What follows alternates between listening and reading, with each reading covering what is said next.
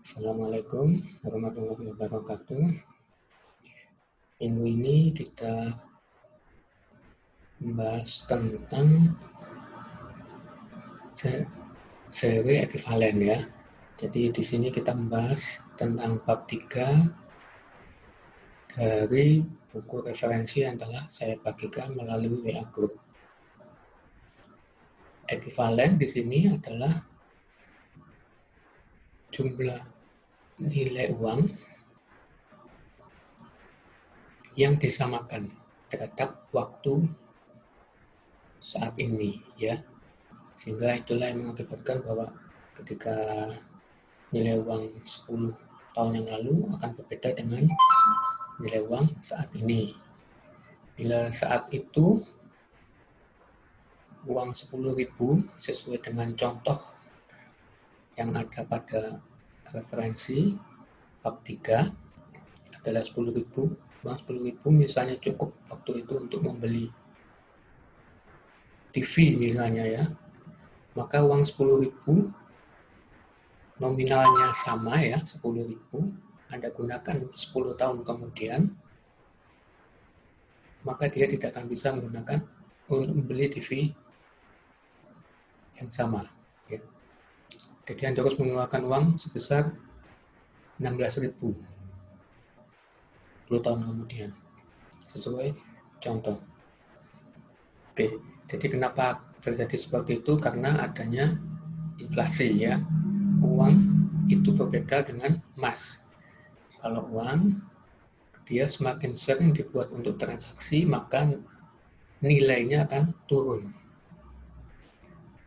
Nilai turun ini adalah bila kita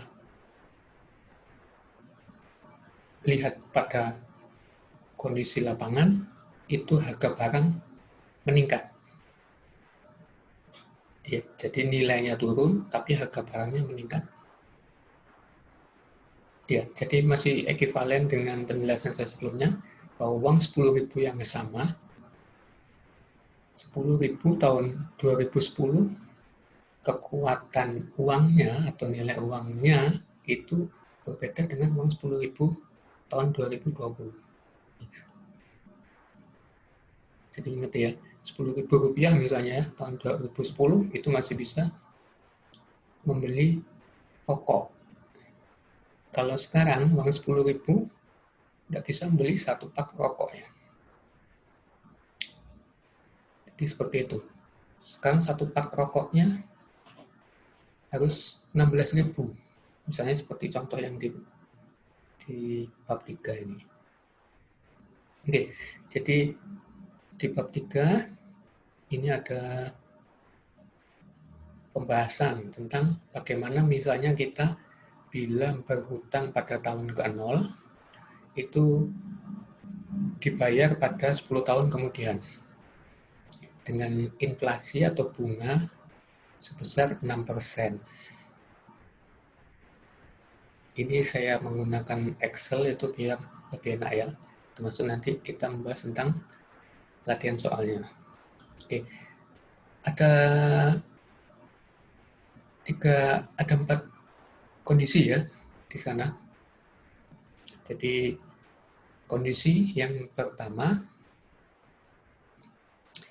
ini adalah kita membayar bunganya per bulan ya. Bunganya per bulan Anda hitung. Cara menghitungnya itu uang yang Anda pinjam, uang yang saudara pinjam ini 10.000 dikalikan 6%, itu 600. Jadi Anda membayar bunganya. Tahun kedua juga seperti itu, demikian seterusnya, hingga tahun ke-10 Anda membayar hutang Anda pinjamannya 10.000 ya, plus bunganya 600. Dengan cara pembayaran seperti ini, maka skema nomor 1 itu menghasilkan nilai uang sehingga 10 tahun ke depan itu 16.000.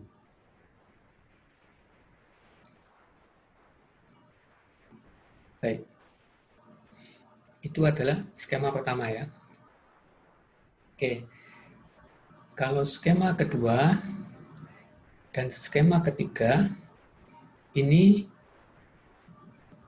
Anda saudara pada tahun ke-0 setelah meminjam uang, itu setiap tahun Anda membayar uang pokoknya plus bunga. Jadi untuk yang skema yang kedua, ini kita bisa lihat bahwa rumusannya seperti ini ya. Ini B5, ini adalah uang investasinya, itu dikalikan dengan bunganya, ya. Lalu ditambahkan ini tadi, pinjamannya dibagi 10. Jadi tadi 600 ditambah 10.000 dibagi 10.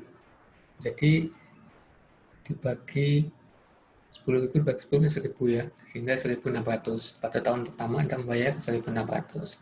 Lalu pada tahun kedua, itu Anda tidak membayar 1.600. Nah ini gimana seperti itu? Bisa seperti itu. Karena ini yang Anda kalikan dengan inflasinya atau 6%-nya itu bukan 10.000 lagi, tapi 9.000. Karena sudah dipotong tadi pinjamannya, pokok pinjamannya kan sudah terbayar 1.000 di tahun pertama. Sehingga tahun kedua Anda membayar, ini ya rumusannya B5, ini untuk menghasilkan 600 tadi ya. Oke, kalikan. Ya.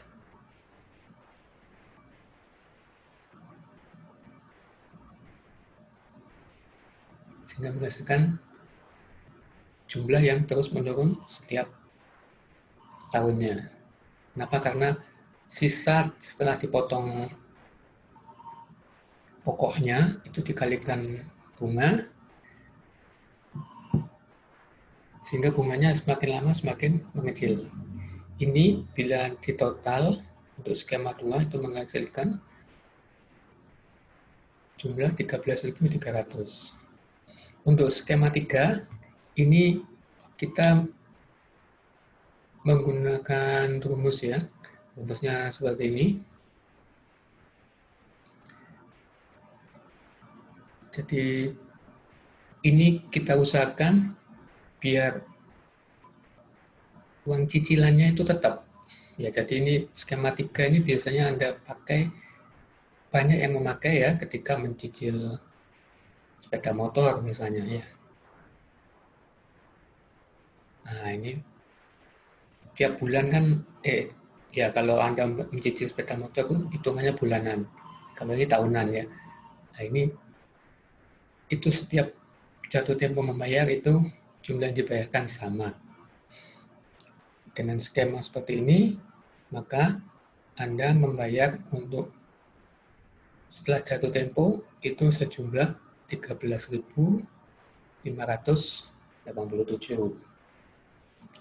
Oke. Untuk ketiga skema yang di awal, ini perhitungannya bukan berbunga atau bunga majemuk. Ya. Jadi yang dihitungi bunganya itu masih pokok pinjaman saja ya. Tapi untuk yang skema yang keempat ini skemanya adalah bunga berbunga. Sehingga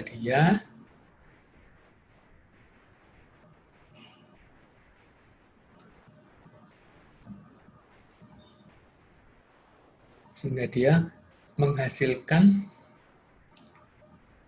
nilai yang paling besar. Kenapa? Karena ketika Anda ini ya, dia membayarnya di akhir, sedangkan tadi kan ketika tahun pertama Anda sudah punya bunga 600. Tahun pertama bunganya 600 ya. Kemudian tahun kedua bunga yang tahun pertama itu menjadi dijumlahkan pada pokok pinjaman. Sehingga 10.600 kalikan 6%. Nah, tahun yang ketiga juga gitu. Bunga tahun pertama dan bunga tahun kedua dijumlahkan lagi, kemudian dikalikan 6%. Sehingga dia bunga berbunga. Dia tidak mencicil, tapi dibayarkan pada akhir masa pinjaman. Dari keempat skema ini, Anda bisa milih. Oke. Jadi, kalau Anda pinjam uang, itu skema yang ada di dunia akan seperti ini, ya. Jadi ketika Anda belajar seperti ini, Anda nanti ketika bikin startup atau membuka bisnis baru, Anda pasti akan butuh pinjaman untuk meningkatkan produktivitas. Oke ya. Jadi Anda tinggal pilih saja itu nanti ketika Anda berbincang-bincang dengan petugas banknya yang menangani, saya mau skema yang mana gitu ya. Oke. Jadi seperti itu. Pak, kalau misalnya nanti timbul pertanyaan, Pak, yang kalau kurang dari 1 tahun gimana, Pak? Ini kan kosong. Ya memang kalau kurang dari 1 tahun Anda pinjam uang, itu nilainya kan akan tetap ya, cenderung tetap. Jadi nilai uang Januari 2020 akan sama dengan nilai uang saat ini, Oktober 2020. Sehingga ketika Anda meminjam uang dalam waktu kurang dari 1 tahun itu tidak ada bunga. Ya. Jadi seperti itu. Berikutnya, mungkin Anda mendengar restrukturisasi utang. Iya, restrukturisasi utang. Biasanya, kalau kita ngomong restrukturisasi utang, biasanya orang kalau pinjam uang itu pakai skema, kalau nggak 2, skema 3. Ya. Karena ini Anda bisa lihat, ini kan paling kecilnya ya. Tapi kondisi real di lapangan itu membuat peminjam uang ini tidak mampu untuk membayar cicilan bunga dan pokoknya. Karena di sini kan Anda bayar pokok dan bunganya. Nah, sehingga Anda mengajukan restrukturisasi utang ke bank. Oleh bank, Anda tidak perlu membayar pokoknya, tapi dihitung itu sisa pokok pinjaman Anda itu berapa, Anda tiap bulannya tinggal membayar bunganya saja. Ya, jadi kalau Anda pernah dengar di berita restrukturisasi utang, itu seperti itu. Seperti skema yang satu ini ya.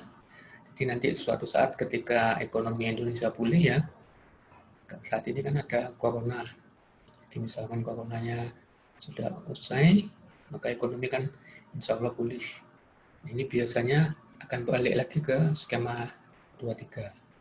Kemudian kita atau saudara bisa membayar lagi dengan pokok pinjaman. Loh Pak, misalnya Anda tanya, loh Pak kan tetap saja bayar. Iya, tapi kan 600 dibanding 1420 kan lebih kecil 600 ya. Jadi seperti itu. Di istilahnya ini bandar tidak boleh rugi nih ya. Oke. Jadi Anda tetap harus membayar bunganya. Oke. Oke. Baik. Saya rasa untuk penjelasan tentang teorinya itu sudah cukup. Kita bahas contoh. soalnya ya. Oke, untuk latihan 3.1 itu Anda diminta untuk membuat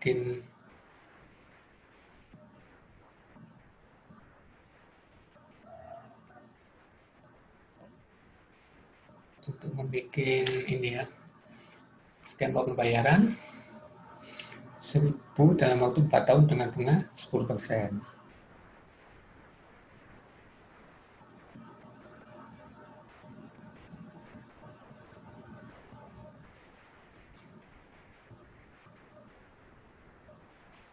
Oke, kita coba ya. Jadi kita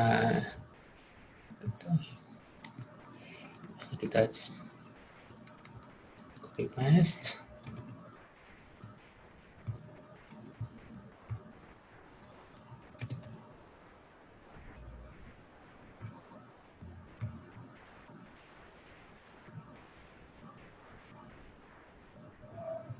Ya, ini jadi 1.000. Lalu ini menjadi 4% ya.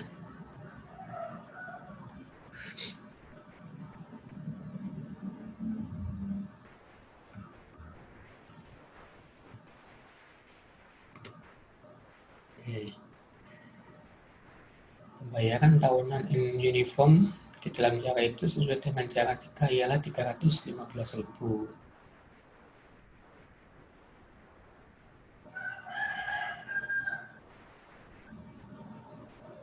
4 tahun kalau ini ya.